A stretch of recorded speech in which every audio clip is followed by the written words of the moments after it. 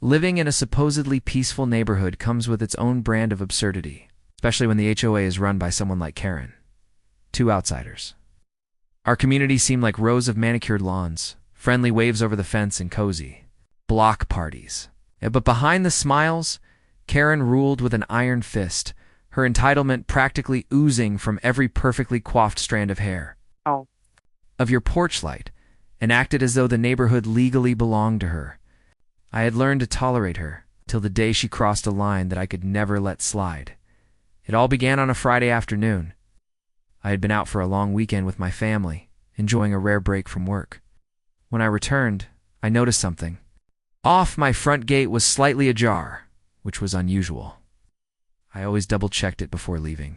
Shrugging it off, I walked up to my house. But as I reached for the doorknob, I saw it. The lock had been tampered with. Someone had clearly tried to pick it. My stomach dropped. A cold sense of dread washed over me. Inside, I realized what had happened. Karen, with her usual sense of entitlement, had somehow obtained a lock-picking set probably bought online. With the smug intention of inspecting my property and had broken in, I immediately checked every room, and that's when the chaos began. One of the doors, the one at the back of the house that I hardly used, was wide open. Peeking in, I saw thousands of wasps swarming around the room like some horrific scene. Out of a horror movie. It was my workshop, and she had apparently disturbed a large wasp nest I'd been meaning to deal with. The buzzing was deafening. I could feel the fear rise in my chest as I realized that if anyone had been in that room, it would have been an absolute disaster. My mind raced. Karen could have been stung dozens of times. The thought made me angry, not because I wanted to see her hurt, but because this level of invasion was beyond acceptable. She didn't have a right to enter my home. She didn't have a right to mess with my property, and she certainly didn't have a right to risk her own safety or mine. Through sheer recklessness, I decided that this wasn't something I could let go. The next day I contacted my attorney. Her name was Amanda, and she had handled similar HOA disputes before, though nothing quite like this. I explained everything. Karen's previous complaints, her attempts to fine me for trivial reasons, and now this outrageous trespass. Amanda listened carefully, jotting down notes and occasionally raising an eyebrow at the audacity of Karen's behavior. "This is criminal," she said finally. "Not just civil. We're talking breaking and entering, property damage, and possibly endangerment. Plus, we can get punitive damages. She needs to learn that her HOA title doesn't give her a free pass." Meanwhile, I had to clean up the aftermath. Wearing thick gloves and protective gear, I carefully entered the wasp-infested room. One sting would have been enough to ruin my day, maybe worse, so I worked slowly, blocking the nest and moving it outside using smoke and gentle prodding. It was tedious, nerve-wracking work, but it had to be done.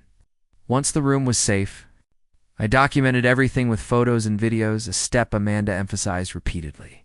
Every sting mark, every broken door lock, every disturbed corner became evidence in the case we were about to build. Karen, of course, was oblivious to the chaos she had caused. She strutted around the neighborhood as if nothing had happened, waving at neighbors and explaining, in her own words, that she was ensuring the safety and compliance of the community. Some neighbors nodded politely, others rolled their eyes. But I knew the time for polite conversation was over. I was going to make sure she faced the full consequences of her actions. A week later, Amanda filed the lawsuit.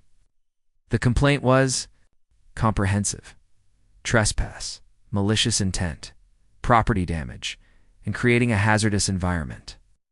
The local HOA board, initially silent, scrambled to distance themselves. Several members admitted privately that they had no knowledge of Karen's inspection missions and were horrified by her behavior. This was important as it reinforced that she acted alone and outside any official capacity. Court preparations were intense. Amanda insisted on having the wasp room fully reconstructed as it had been before Karen's intrusion, so the judge could see the danger she had created.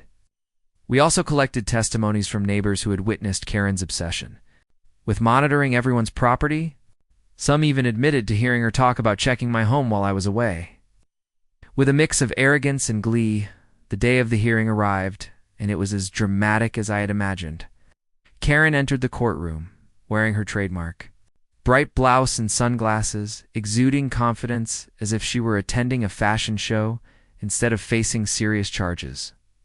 The judge called the case to order, and Amanda presented our evidence meticulously: photos of the broken lock, videos of the wasp room, neighbor testimonies, and even receipts for her lockpicking kit were laid out clearly on the table. The courtroom murmured. Some were shocked at the level of planning Karen had demonstrated. When Karen took the stand, she tried to play the victim, claiming she was helping ensure the neighborhood's safety and that she hadn't meant any harm. Amanda's cross-examination was surgical. She highlighted the reckless nature of Karen's intrusion, the danger she knowingly exposed herself and the property to, and the fact that she had no legal authority to enter my home. By the time Amanda finished, Karen looked flustered and defensive, a stark contrast to her usual confident demeanor. The verdict was swift. The judge found in my favor, awarding significant damages for property damage, emotional distress, and punitive compensation. Karen was ordered to pay a substantial sum and was permanently banned from holding any HOA office in the future. The ruling also included a formal injunction against her approaching my property without prior consent. It was a total victory, not just legally but morally, a clear statement that entitlement and recklessness would not go unpunished. After the court case, I installed additional security measures in my home: reinforced locks, surveillance cameras, and a smart alarm system. I also reinforced the wasp room, ensuring that no future intrusions could result in the same hazard. Life slowly returned to normal, but the story of Karen's failed intrusion became a cautionary tale in the neighborhood. Parents told their children, neighbors laughed over backyard gatherings, and I finally felt the peace that had been stolen from me for far too long. In the end, the incident was a stark reminder: HOA titles, confidence, or entitlement do not override common sense, legality, or personal property rights. Karen's audacity had backfired spectacularly, leaving her with a permanent mark on her reputation and a heavy financial burden. Meanwhile, I could enjoy my home, my sanctuary, free from the shadow of her tyranny.